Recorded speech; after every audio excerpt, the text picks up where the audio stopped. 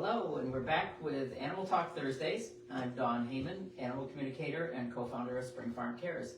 Welcome back. For those of you watching this live on Facebook, we'd love to have you make a comment and tell us you're there and where you're from, where you're watching from. You can do the same on YouTube because that's our big announcement right now. We are not live on YouTube, but we are posting these videos on YouTube after they show, and it'll also be on the Spring Farm Cares website. So people that are not on Facebook, you can share that with them as well.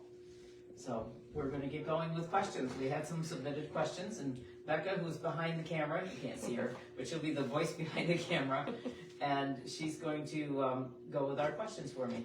Okay, so the first question was, someone was talking about how she's picturing you on this farm with 250 animals and wondering how on earth are you able to keep your mind clear? Do you have to initiate communicating with animals, or are they just talking to you all the time? Oh, little technical difficulty, guys. Whoa, I was kind of waiting for that to happen. That's all right. That's how live video goes. Okay, we're just gonna get this back on here. Okay, we're good. Is everyone awake? Hopefully our audio is working too. We have had issues with our audio. It seems to be a Facebook issue, and it's not our equipment, because our equipment works fine when we're recording, but it goes haywire on Facebook Live. So hopefully you can hear everything. Somebody can put a comment on there if you can hear us okay. That would be great. All right, so the question was, with all the animals here at the farm, and yes, we have about 250 animals here at the farm, and I'm around all the animals all the time. Whether I have to initiate communicating with them, or how do I deal with 250 animals yammering at me all the time? It varies on the day, to be honest, but I'll give you a better answer than that. Communication takes two things, as we've talked about in some of the other videos. It takes somebody talking and somebody listening, so it's definitely an active state. So now this is individually, it's going to be different too. So for me personally, I pretty much have an open channel all the time. That's just how I operate. So the animals here can contact me whenever they need to, even if I'm not, quote, tuned in. But I have to be tuned in to some extent. I have to be willing to hear them. For example, I can walk through the barn at night and do the close down, which I do every single night. I just do a final walkthrough, check in with all the animals. And that's when they usually, will tell me things that are going on. If they're not feeling well, they'll share things with me. But again, I've opened that communication. But I have had many times in the middle of the night where I've suddenly been awakened. I'll wake up out of a sound sleep and suddenly know something's wrong in the barn. And we have a camera system, so I'll either just get on the camera system or whatever. Or sometimes if it's really serious and the message keeps coming, I'll actually walk down to the barn or drive down to the barn and see what's going on. So they are able to contact me that way because I've given them permission to do that. I would not be able to function. I have, over the years, thousands of clients, like over 50,000 animals. Can you imagine what my life would be like if, excuse me, Becca, I have a message from Petunia in Iowa. I wouldn't be able to function. So I have to have boundaries on what we're doing. The other thing is, if I'm in a group of cats, like here in this one of our cat rooms, because we're coming to you live from a cat room today, just to do something different.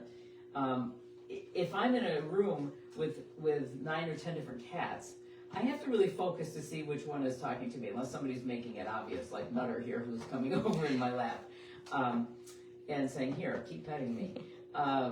But I have to really focus for that. As far as people who are learning animal communication, it's easier to start focused in a small area with one animal or whatever, just so you learn what it feels like to make a connection. Because if you have too much incoming, at first when you're learning in particular, you can't tell who's talking necessarily. But that would be the equivalent of walking into a room full of people. It's not any different. If you walked into a room with 50 people, all of them, having their own conversations or whatever, you will, and somebody comes up and says something to you, you'll be listening to that person, but you might be distracted by other conversations going on around you. So it's the same principle. Gotcha. That makes total sense. So on the same vein of you keeping your mind clear, how are you able to distinguish your own thoughts and feelings, because there's a lot going on in our brains at all Right. times from an animal's when you're communicating with them. And that is the trick. So that when I teach my workshops and people come for 2 days to do this, I have people that take the workshops many times because they will come in to learn something new, and you pick up where you leave off. It takes a lot of focus to and practice. It just takes practice. The more you practice, the more aware you will become, and so that is part of the equation, and it's part of the way to learn. And so the more you learn to focus on your own, what your thoughts are, you'll learn this. And I know it sounds like a cop-out answer, but there's no easy way to get there. It's focus, it's training, it's training yourself about what to listen to. I have all day continual, everybody has that brain chatter all day. But for me, I'm getting incoming constantly from all sorts of things. And being an empath, it is sometimes difficult for me to determine when it's my feelings or somebody else's. But again, it's years of experience and focus that have enabled me and taught me to hone in a little bit more clear. Yeah, and everyone's internal experience is different, so it's Correct. hard for you to exactly know Yes. what it's like in my brain. Yeah. Like I can't tell you what is your brain and what is the cat telling you something, because I'm not in your brain, so I don't know. Yeah, I have to figure it out. Yeah. Is it hard to communicate with an animal when you're in a heightened sort of emotional state? If you're stressed or anxious or crying or whatever, does it make it clouded? Yes. So again, you can take the same example and use it when you're trying to communicate with somebody else. Let's just say you just got upsetting news and you're really upset, and suddenly somebody walks in the door and says, and asks you a question on finances or your taxes or something. You're not going to be able to focus. So it's the same. It works the same way. If you are in a heightened state of emotion, anxiety, stress, you're not going to get things as clearly, which is difficult when we're having a crisis with our own animals and we want to talk to them. It's the number one reason people want to learn animal communication, because I want to be able to know if my animal, what to do in a crisis. But when the animal's in a crisis, we're usually in a crisis too. It's very hard and sometimes impossible to separate that out. So that's why people end up calling animal communicators, to get that clarity, to have somebody who's not as emotionally involved in the situation. Same as with people, there's no difference in that. That's true. That makes sense. When we are in some heightened emotional state, say in a crisis, or maybe sometimes we're just having our own crisis, because a lot of times we come home and we have a meltdown in front of our animals because we know they won't judge us. Right. Does that upset them like it would upset a human? How do they handle that? So animals are really, really, really good at being present. As you see, I don't know how much you can see on the camera, but I'm surrounded by these 3 cats that are, and more cats keep coming over and thinking about jumping up here. They love to comfort people. They understand when somebody's having a rough day. I've watched the most amazing things here with animals, with horses, with goats, it doesn't matter. Our animals have an intuitive sense of when we are upset and what they can do to help us. And what do?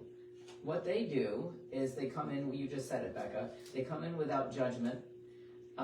They love us unconditionally, and they just know how to be present in the moment. And actually, when we're going through a crisis or emotional situation, the thing that would help us the most is for anybody, human or animal, to be with us and just be present, because it brings us back into our own experience. Animals, when they're in a crisis, don't tend to catastrophize. They don't do the catastrophizing that we do. So how many of you out there, I can't ask you to raise your hand because I can't see your hands, but you, the listeners out there, no matter where you're tuning in from and when, have probably had the situation where you're just walking along, or you can just even be sitting there, and suddenly the scenario is going through your head. Last night, I'll give you an example. Last night I was walking to the barn to do the close down. It was dark out. And I'm comfortable walking on this farm. I've done it for almost 40 years now, and so it doesn't bother me walking in the dark on the farm. But I had a flashlight with me. and suddenly something moved in the bushes, and I was all of a sudden thinking, what if a bobcat or what if a cougar came out? We don't have any cougars around here, just for the sake of argument here. But all this stuff is going through my head, and I'm going to be walking down the driveway, and suddenly a bear comes out, and what am I going to do? And all these things are going. Now, when you start doing that, and you're doing this, catastrophizing thinking, your body, your chemicals in your body are actually already starting with adrenaline and pumping these things. Because when you start doing these things, visualizing these, catastrophic events that aren't happening, but you're visualizing them, your brain and your body, well, let's just go with your brain. Your brain doesn't know the difference when you're thinking about something or if it's actually happening. So when you're thinking about these things, your brain starts sending the signals to your body for fight or flight. And so your adrenaline and cortisol, everything goes up, and that whole parasympathetic and sympathetic nervous system starts going. So just think about that for a minute. Because what if we did the opposite of catastrophizing? So I don't know what the word would be for that. But where we start thinking that everything is great, boy, things are peaceful, things are going so well, because your body will then also go into the the relaxation mode and the rest and digest mode. And so animals pick all of that up. So if you're in the midst of this huge catastrophic thinking, your animals sometimes will become very agitated around you because they're feeling that energy that you have. But the other part of what they do, they're excellent at just being present in the moment. So when they feel a person upset, they love to just be with you and just say, hey, here I am, remember to breathe. And they just sit there with you. And they can actually bring that emotional state that you're in down to a more neutral situation. And they're really good at that.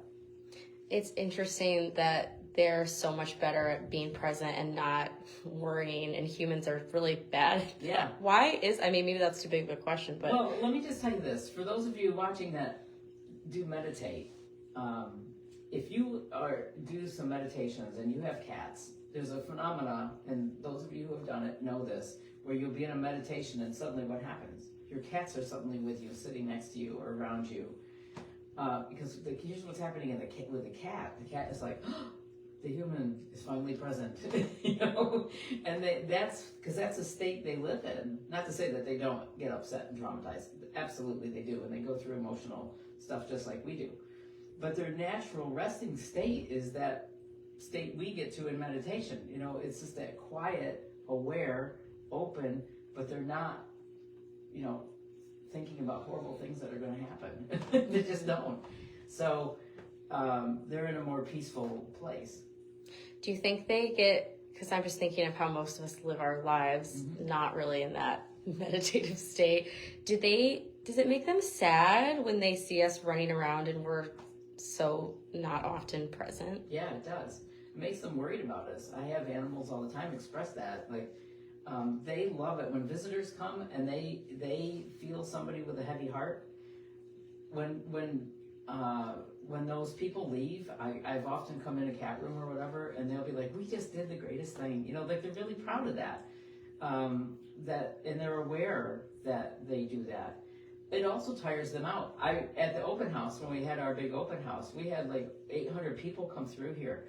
And for the first couple of hours, it was a 5-hour event. For the first 2-3 hours, the animals were all jazzed up about it. They were so excited. They were running to everybody and meeting everybody. And then pretty soon, by hour 4, we started to see some of the cats getting really stressed. And we had to start closing some of the rooms just to give them a break. And the staff was reporting that they would close off a cat room for a while, turn the lights off, and they looked and the cats were just flat out. And they just, we're over peopled for the time being, and they just needed a break. So we have to watch that. But yeah, in general, they just love interacting like that. Yeah, and so I'm thinking when we're with an animal and they're kind of holding some space for us when we're upset, sometimes I feel guilty about it almost, like, oh my God, I just dumped all my emotion on my dog. Kind of like how when you hang out with a person sometimes and they're really emotional and then you're drained after. I guess in the aftermath of like dealing with the human's intense emotions, do they have to de-stress like we do, or are they Yeah, better. and again, it varies by the animal, but sometimes they do have to de-stress after dealing with us with our emotions. But they tend to find a way to do that. I mean, they do that more naturally than we do. We make more of an issue of it. Mm-hmm. And I say this, my background, I just have to qualify this, because in a short conversation I can be misquoted or taken out of context, but my background is in social work, so I am a huge believer in therapy and recommend it greatly. But what I always say this is that animals will deal with emotional trauma quickly, where it takes a human 7 years of therapy to get through it. And I'm not saying that knocking therapy. What I'm saying that is animals have a way of centering and regrouping and grounding again more easily. We get so in our heads and we get so distracted and we forget about going into our heart and being present, and we get lost in the trauma. We get stuck in it. Mm-hmm. And animals experience PTSD. They experience things like that, but they tend, in my opinion, my experience, they heal more quickly. And they allow that process to happen more easily. Yes, there's a lot we can learn from them on that front. Sure. I think the last question I have that's come up is, are some animals, when we have our own personal pets or even animals here, are some animals here specifically to help us through a difficult time in our life? Oh, absolutely. Animals come to us at times in our lives for very specific purposes a lot of the time. And I've seen that here again and again, where an animal will come in. I have animals that are what I call master teachers that show up here on the farm for various reasons. A lot of in my life, for sure, animals have come in at very specific times for very specific purposes. And it's a great honor when it happens. But absolutely, they find us at times where they're needed and we're needed for them. And it's just a process that happens. I totally trust that process. Mm-hmm. Yeah. I love that. Amazing. Well, I think that's good for today. But if you guys have any other questions that come up, please share them in the comments and we will talk about them next week. Great. We'll see everybody next week. Thanks. Have a good day.